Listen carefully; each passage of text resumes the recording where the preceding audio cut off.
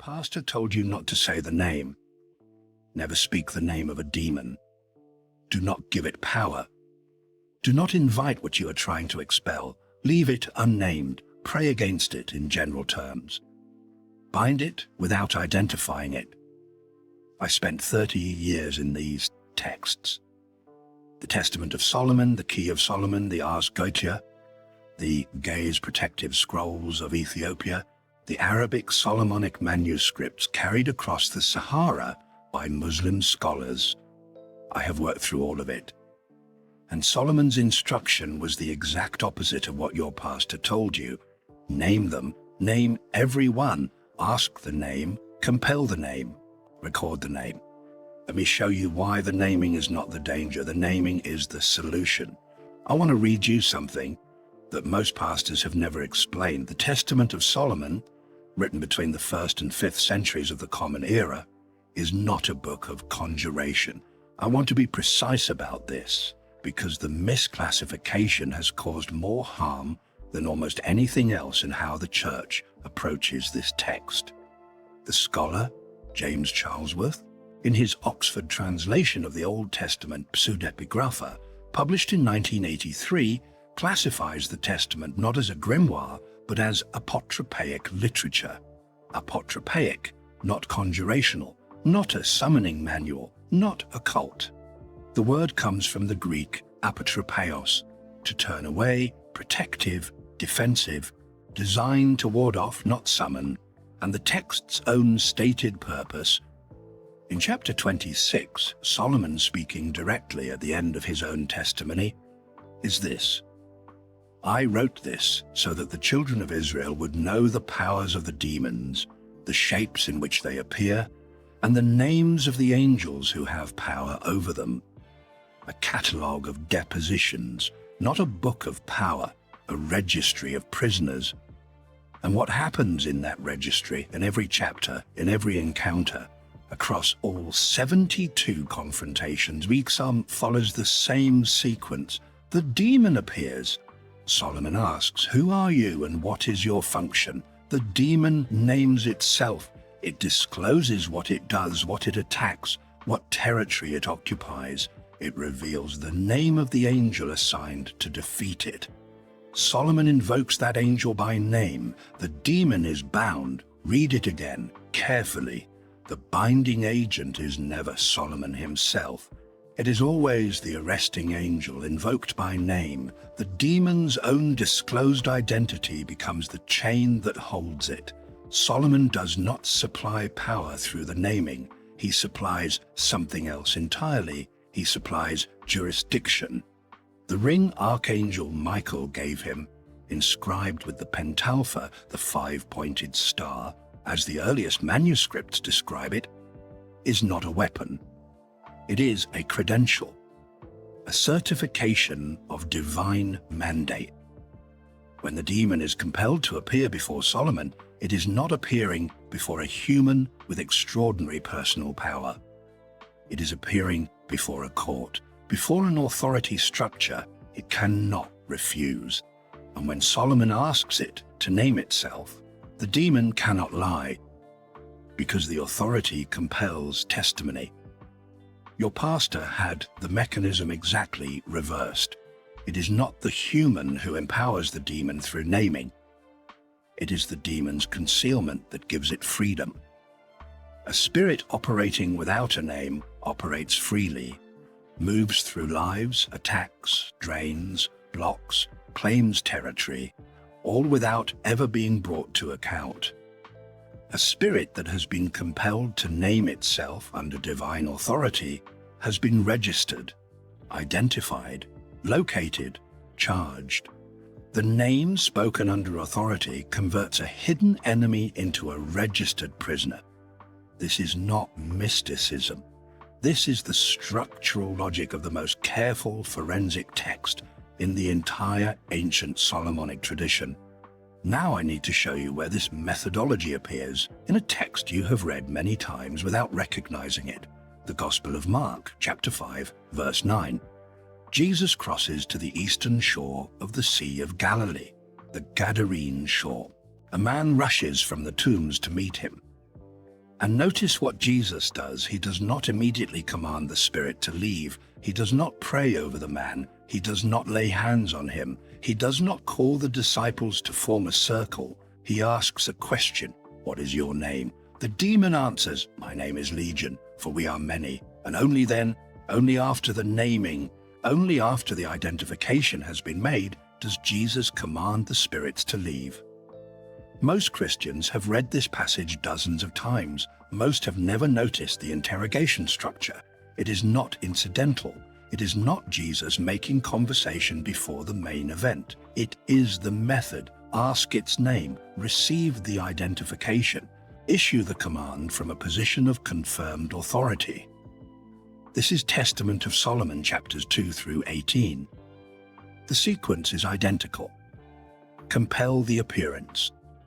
Demand the name. Receive the identification. Invoke the arresting authority.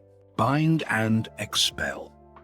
The New Testament preserved the method without naming its source. The Church condemned the source text in the councils of the 8th and 9th centuries, removed it from the approved tradition, and largely allowed it to disappear from Western Christian education, and kept the method. There is a paradox in that history that I have been sitting with for most of my career. The pastoral tradition that suppressed the most thorough manual of demonology in the ancient world is the same tradition that preserved the most important diagnostic procedure in that manual. Ask the name. Name it before you cast it out. There is one more passage I need you to see. Acts chapter 19, verse 15. 7 men, the sons of a Jewish chief priest named Sceva, attempt to use Jesus' name as a formula in a deliverance. The Spirit's response is precise. Jesus I know, and Paul I know, but who are you? The Spirit does not dispute the names. It disputes the authority of the men speaking them, and then it attacks them. The naming protocol without the underlying authority is not just ineffective. The Spirit refuses to name itself, because without authorized jurisdiction demanding the testimony, it has no obligation to appear to identify itself, or to be bound. The Ring of Solomon, the certification of divine mandate, is what compels the demon to testify. When I ask pastors where the name before expulsion practice comes from, as I have many times in Nigeria and in England and in the United States, the answer is always the same. Mark 5, Jesus did it. Not one of them has said the Testament of Solomon chapter 2. They have the practice. They have lost the source. Let me tell you what the number 72 actually means, because when most people hear about Solomon's 72 demons, they imagine an arbitrary list, a folklore number, something invented to give an ancient text a sense of completeness. The number is not arbitrary. It is one of the most cosmologically significant numbers in the entire Hebrew tradition. Go to Deuteronomy chapter 32, verse 8. In the Hebrew Masoretic text, the version most English Bibles follow, the verse reads, "He fixed the boundaries of peoples according to the number of the sons of Israel." But in the Septuagint, the Greek translation used by Jesus, his apostles, and the early church, the verse reads differently. He fixed the boundaries of peoples according to the number of the angels of God, the number of divine watchers. And if you count the nations in the table of nations in Genesis chapter 10, as the Septuagint counts them, you arrive at 72. The letter of Aristeas records that 72 elders translated the Torah into Greek, 6 from each of the 12 tribes. In Jewish cosmology, 72 means structural completeness, the full count of divine governance, the total jurisdictional map of heaven's authority over human affairs, 72 nations, 72 divine governors, and 72 demonic counterparts, not arbitrary, a mirror structure. For every divine watcher assigned to a nation in the governance architecture of heaven, there is a corresponding principality operating in the demonic counterstructure, named, bounded, defeated by Solomon, and recorded in his registry. The Ars Goetia, the Lesser Key of Solomon, compiled in its 17th century form from earlier transmission, going back through the medieval Arabic Solomonic tradition, organizes this inheritance. 72 spirits, each with a name, each with a rank, each with a domain of affliction, and each, in the Testament tradition, with an arresting angel assigned specifically to defeat it. The registry is not a list of powers to be feared. It is a catalogue of inmates, named, charged, bounded, and still in the tradition, operating in the world until the final accounting.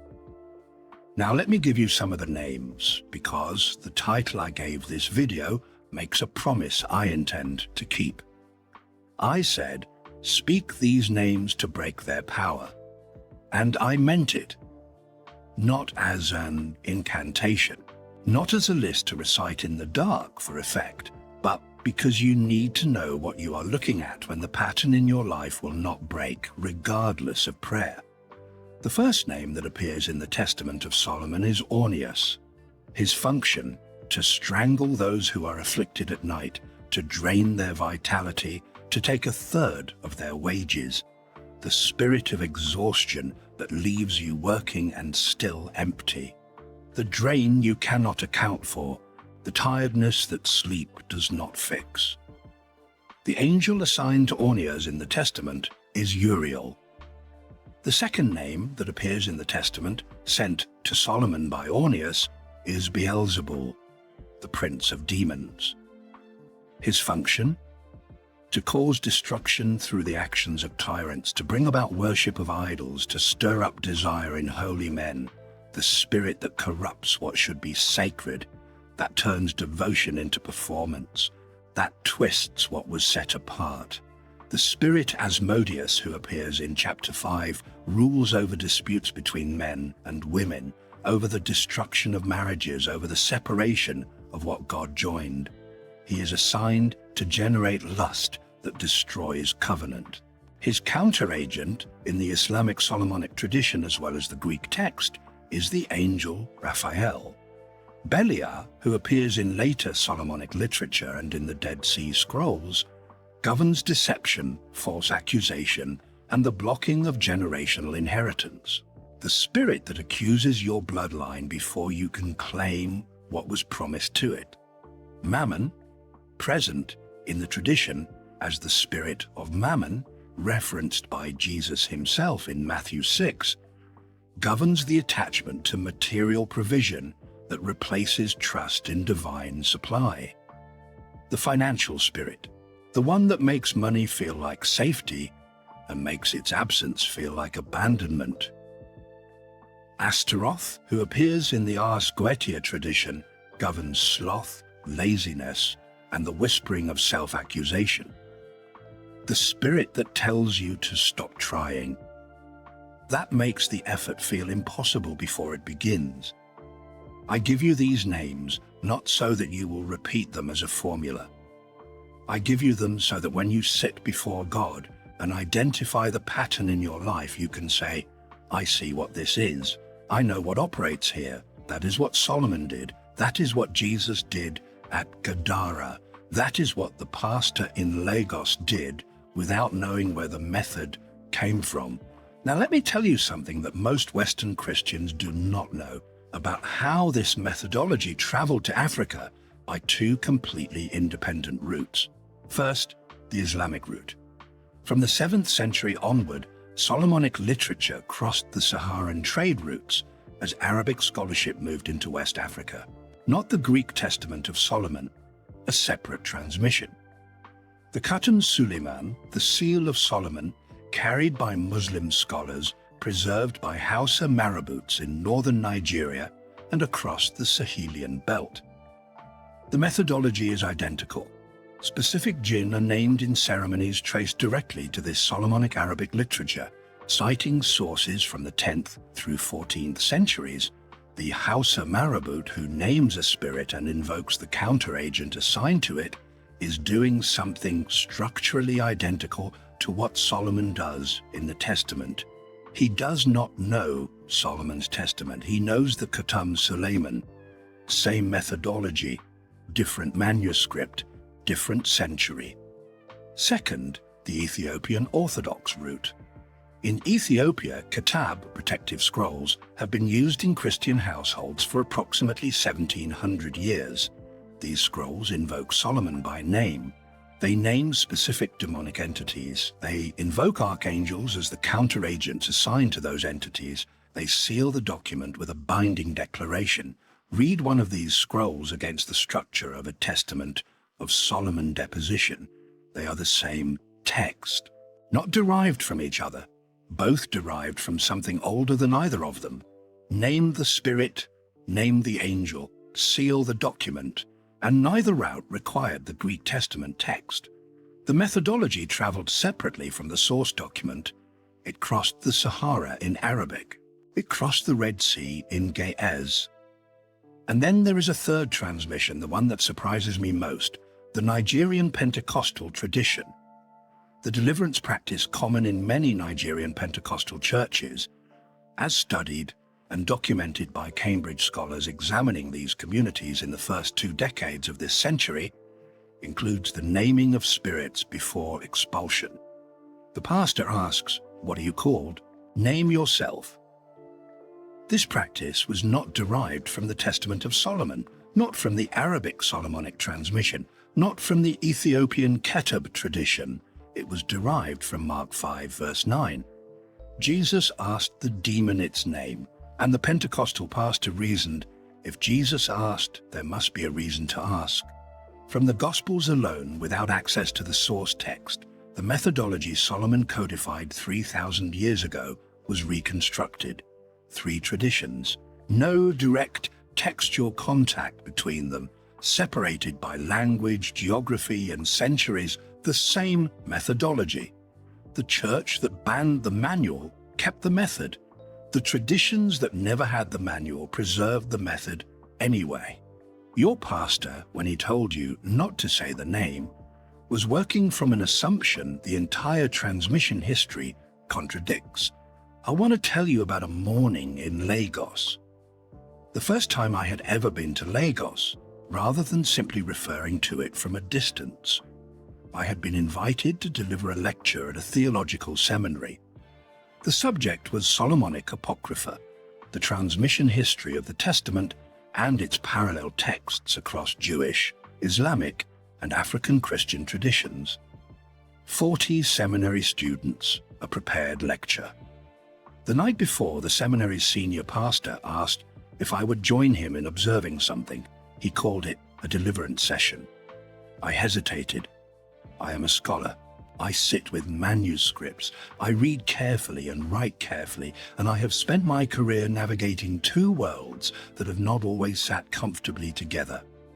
The world of my father, who was a UCL historian and who expected every claim to survive examination, and the world of my mother, who prayed in ways I spent years not knowing how to categorize. I had observed deliverance services before, from the back row with a notebook. But this was different, a small room, 4 people present, nothing public about it. I agreed to go. The session lasted perhaps 40 minutes. The pastor, a man in his late 50s, unhurried, not performing for any audience, began by praying quietly over a young man seated in a chair. He did not shout. He did not build the emotional atmosphere of the room toward a dramatic peak. He said, almost conversationally, the way you might ask a colleague to step into an office. Spirit, I am speaking to you. Name yourself. What are you called? A silence. Not the silence of a crowd waiting for something to happen. The silence of a room where something was present. Then the pastor said, still quietly, Spirit of rejection, operating since childhood, I see you. He paused. Then, I bind you by the authority of the Holy Spirit.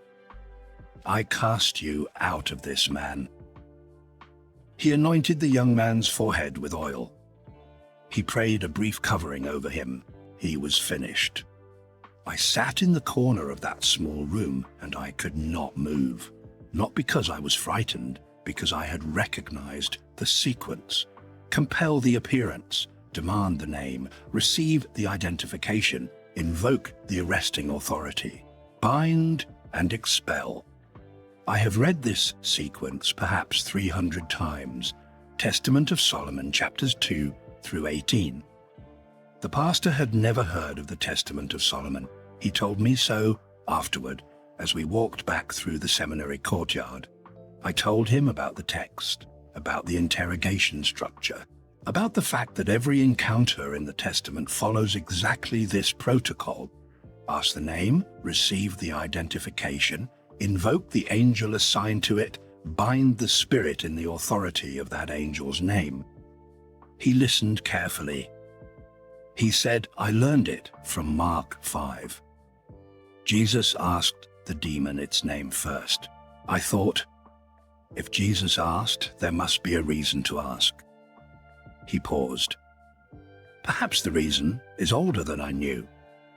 We stood in the courtyard for a long time. The evening was coming in from the direction of the harbor, and there were birds in the trees along the seminary wall. I told him, the reason is 3,000 years old, and it traveled to you through a gospel that was preserving something it never attributed to its source. He smiled. He said, the method arrived. The paperwork got lost. That is exactly right, I said. That is exactly right. That night, I sat in the small room they had given me and opened my lecture notes. At the top of the page, I wrote one sentence. The methodology survived. The source document was lost. The method continued. I delivered the lecture the next morning. The transmission history, the Arabic Khatam Suleiman across the Sahara, the Ge'ez Kitab scrolls through Ethiopia, the Pentecostal practice reconstructed from Mark 5. The councils of the 8th and 9th centuries suppressed the Testament, removed it from the approved tradition, let it disappear from Western Christian education.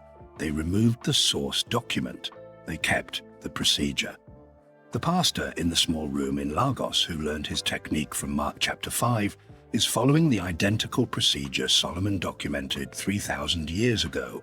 In the back row, a young woman raised her hand. She said, so Solomon taught Jesus?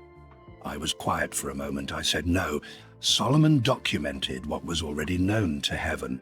Jesus demonstrated that the authority was still available to anyone who carried it. The 72 are not historical curiosities. They are a catalogue of what is still operating, and the names are still on file. She wrote that down. I am still not entirely sure what I think about that moment, but I think she understood something in that sentence that took me considerably longer to arrive at. Let me give you the protocol, not as a formula to repeat mechanically until something happens, as a judicial act, performed once with full presence, authority. Solomon bound 72 spirits over days, one encounter at a time, each naming preceded by the authority claim, each binding completed before moving to the next. This is not a spell, it is a courtroom procedure. The first step, identify by function. What pattern is repeating in your life?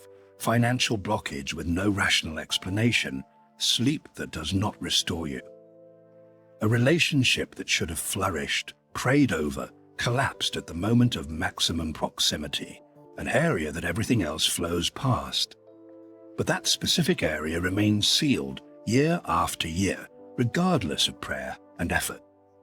Name the function first, not the spirit's name yet, the pattern. The function is the entry point into the identification. Solomon's craftsman had half his wages taken every day. That was the function. That pattern led to the identification. What is the pattern? The second step, the authority claim. Before you name anything, before you command anything, establish what you are standing on. I stand before you under the authority of the Most High, who gave Solomon dominion over every spirit. I'm not speaking in my own name. I am speaking as one covered by the blood of the covenant. Say it aloud. This is not performance. This is jurisdiction. You are filing the paperwork before you make the arrest. Solomon's ring was his credential. His ring was given to one man. The covenant you carry was open to everyone who stands within it. The third step, the naming command. Spirit operating against this area of affliction. I command you by that same authority to name yourself. You cannot remain unnamed before the court of God. The entity cannot lie before the court. The authority behind it is real.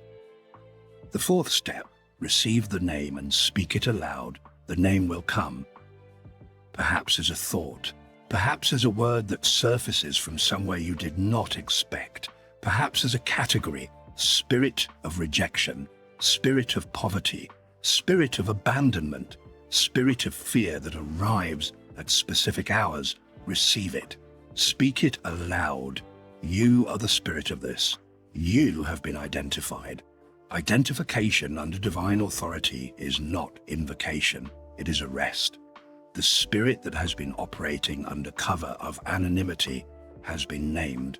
It has been brought before the court. The fifth step, invoke the arresting angel. Every demonic entity has an angel assigned specifically to defeat it. The human does not defeat the spirit. The assigned angel does. Michael, for warfare and strength. Raphael, for healing and restoration. Uriel, for protection and confusion of attacking forces. Gabriel, for fear and blocked communication. You do not need to know which angel specifically. The registry is complete. The assignments are already made. I invoke the angel assigned by the Most High to bind this spirit. The angel assigned to this case is present. The sixth step, the binding declaration. You are named. You are registered before the court of heaven. You are bound by the authority of the one who gave Solomon his ring. You have no further claim in this house, in this body, in this bloodline, in this marriage, in this financial history. No further claim. You are bound. Speak it once, with full weight behind it, not repeated until the emotional atmosphere builds towards something dramatic. Once. The way Solomon issued each binding, not as a formula multiplied for effect, but as a judicial act concluded and recorded. The naming is not the danger. The naming is the solution. It always was. I want to close with something I said to those 40 students in Lagos. Solomon built the registry. He received a ring from Archangel Michael, a certified mandate that gave him the authorized standing to compel testimony, invoke the counteragent, and bind. The ring was real. The mandate was real. The authority was real. And that ring is somewhere in the archaeology of a civilization that no longer exists. You do not have Solomon's ring, but consider what you carry. The covenant Solomon operated under was ratified at Sinai, a covenant of law that required a designated officiant, a king with a ring, a high priest with a breastplate, for the full authority structure to hold. The covenant you carry was ratified at a hill outside Jerusalem, not of law, but of blood. The new covenant does not diminish what Solomon exercised. It extends it to anyone who stands within it. When Jesus at Gadara asked the demon its name, he was a man from Nazareth with no Levitical credentials, no temple appointment, no royal standing. He carried the authority of heaven's court, and the Spirit named itself. 3,000 years after Solomon built the registry, 2,000 years after Jesus demonstrated that the authority had not expired, the registry is still open, the 72 names are still on file, the arresting angels are still assigned. Every spirit that has been operating against you, against the marriage you have believed for, against the finances that should not be disappearing, against the health that prayer has circled but not resolved, against the door that will not open. Every one of those spirits already has a case file in heaven's court, already has a name, already has an angel assigned to the arrest. The only question that remains is this: will you walk into that courtroom? Or will you continue to stand in the hallway afraid of names you were given the authority to speak? Solomon needed a ring given to one man. You carry something older than that ring, the covenant ratified before the foundation of the world and sealed at Calvary. The registry is open, the names are on file, the arresting angels are assigned. Walk into the courtroom. The authority was not given to you so that you would stand outside it.